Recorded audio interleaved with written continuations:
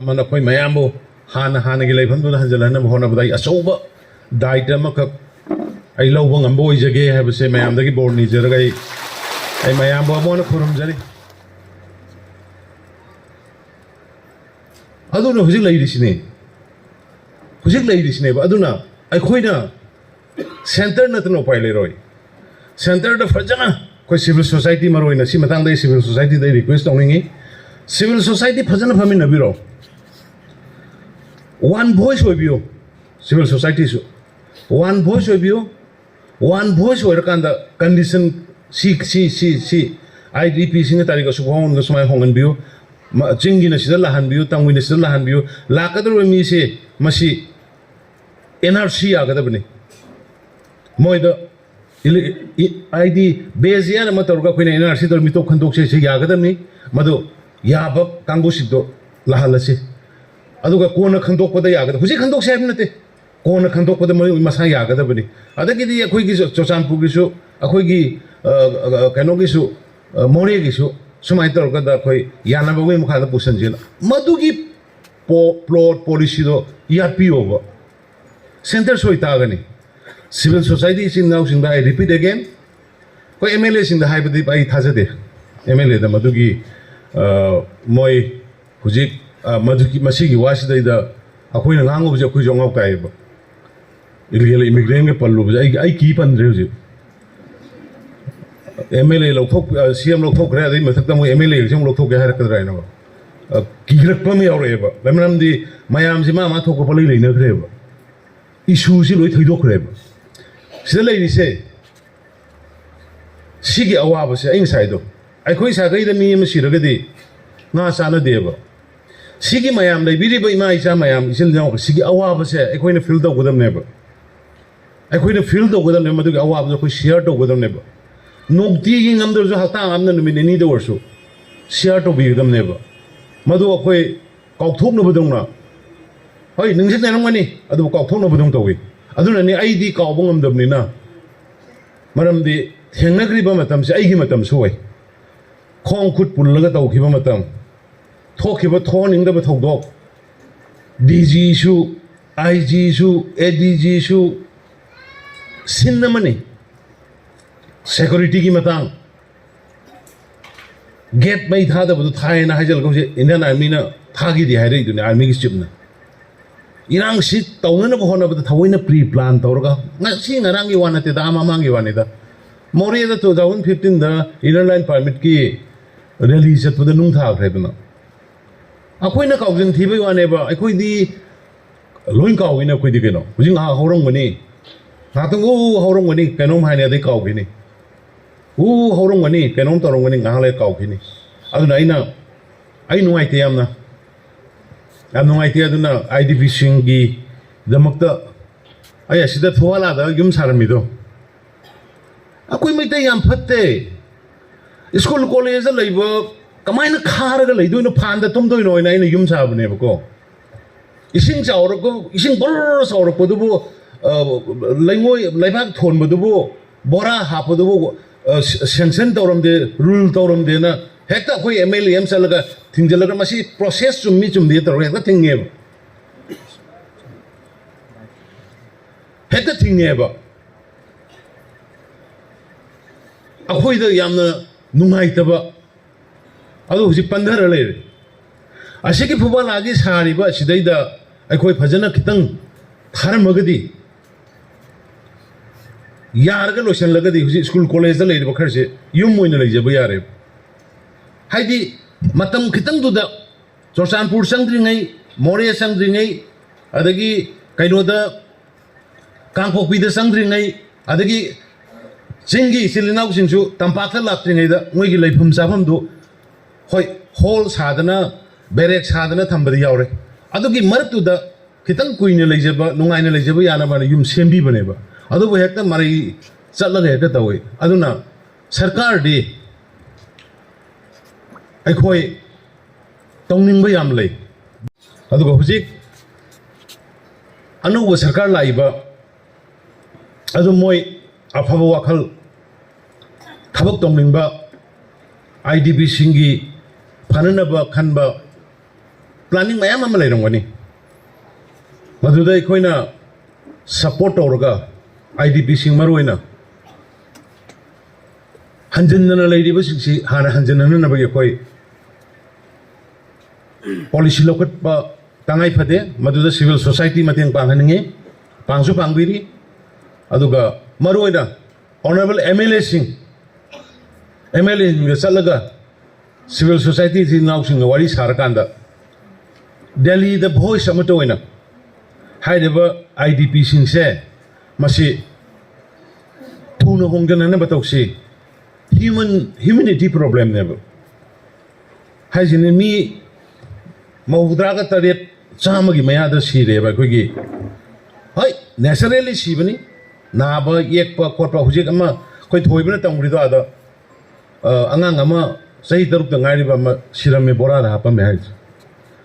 frustration अमा सम का मनुंगदुदा अदगी कनो मनुंग मफमदुदा सुबम चाफम मैदगी तौरना लागादी साइकोलॉजिकली मीसे वखन नुंगाइरतब लाए अदुना आइना आई गवर्नमेंट सु हाइगे ऑनरेबल CM दसु आई हाइगे IDP सिंगी मरुइना सुबम चाफम अदुगा रिग्रेशन तौजनबगे होय लाइक लाइसु तंब खोटपा तौरिबा मयामदगी दा याम लोइना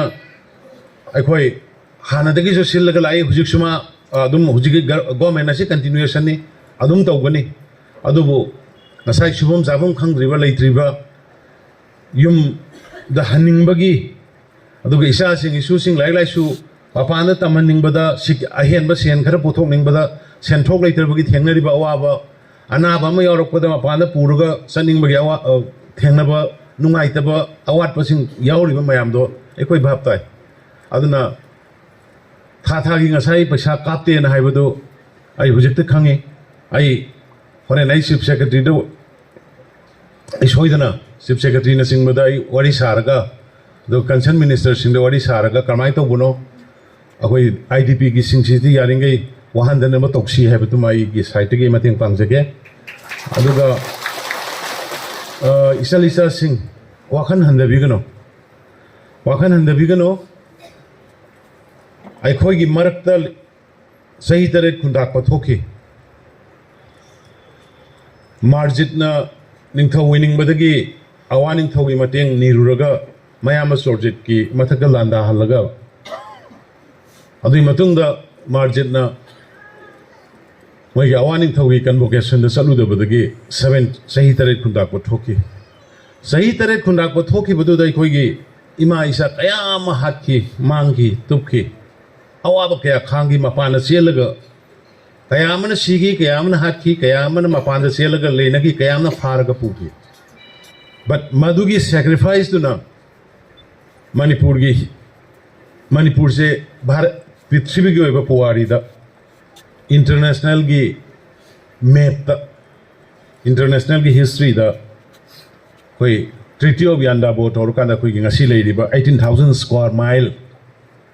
मसी मणिपुर से रेकॉग्नाइज तो वदुगुंबा सॉवरेन कंट्री मोइना ट्रीटी ऑफ यानदाबो तौरंबनी ब्रिटिश की 1891 दा इखोइ माइथि की महाराज कुलचंद्र फारगा अंडमान निकोबार दा पुगे तिकेंद्रजीत थंगाल जनरल फारसी तौरगा हात की चिराई नागा मधुगी महाराज कुलचंद्रना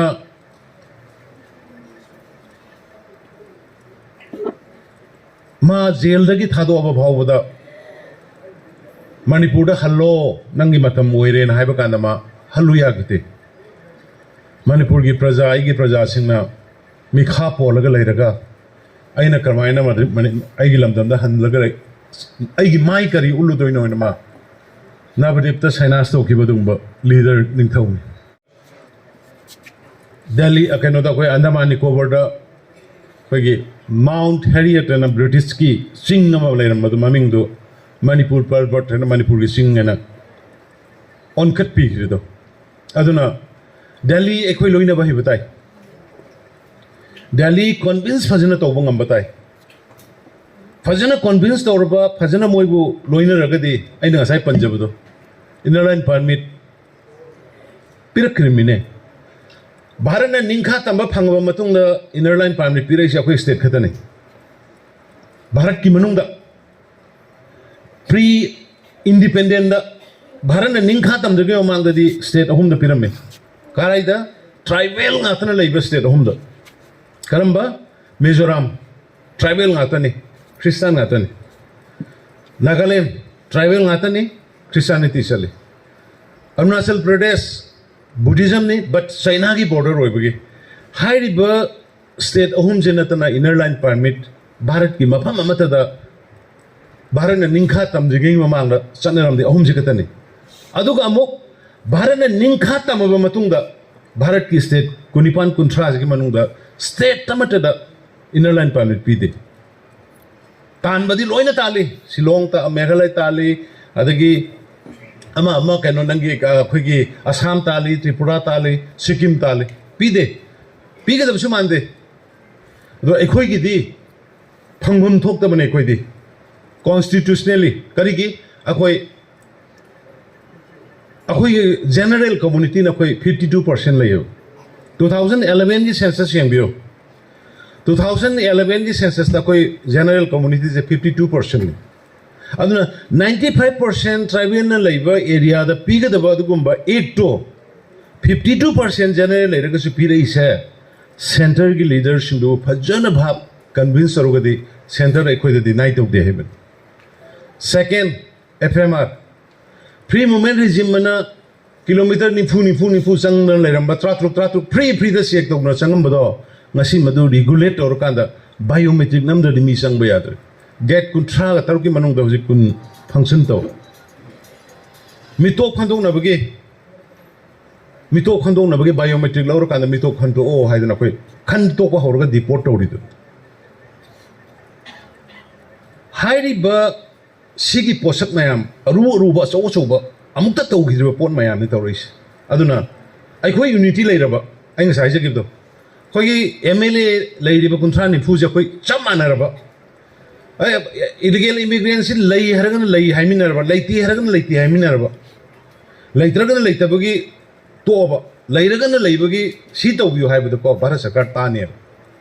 अदो हुजिकि तंखाय मन लई हाइ तंखाय मन लैती हाइ तौना लैबिबोस अदुना भारत न वातारोय अदुना आई लोशन जरकपदा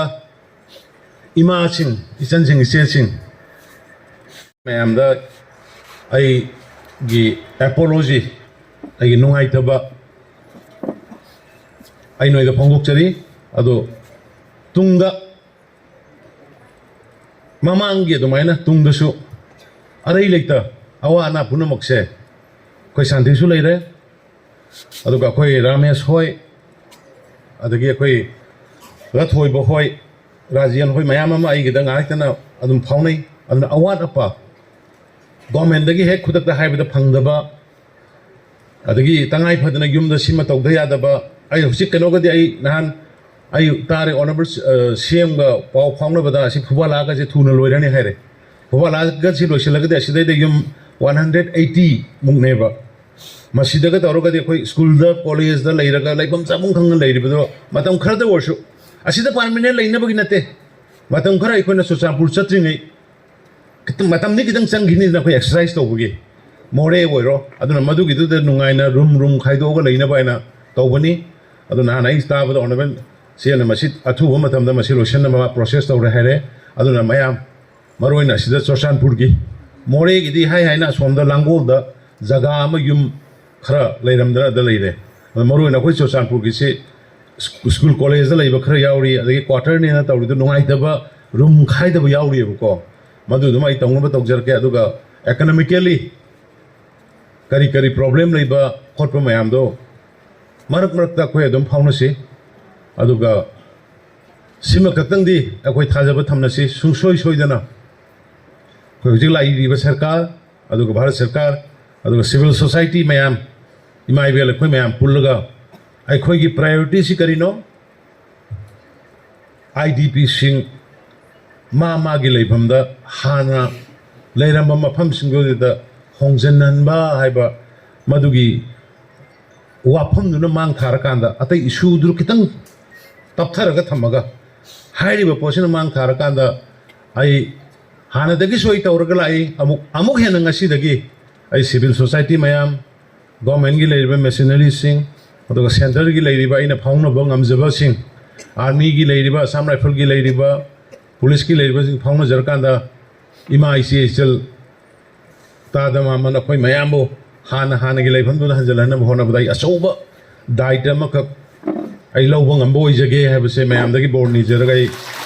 आई मयामबो अमोन खुरुमजरी मयाम पुनिंग हंदबिगनो सही तरह खुंडा की बदना मणिपुर इमा लेबाक सॉवरेन कंट्री होना थनमिनी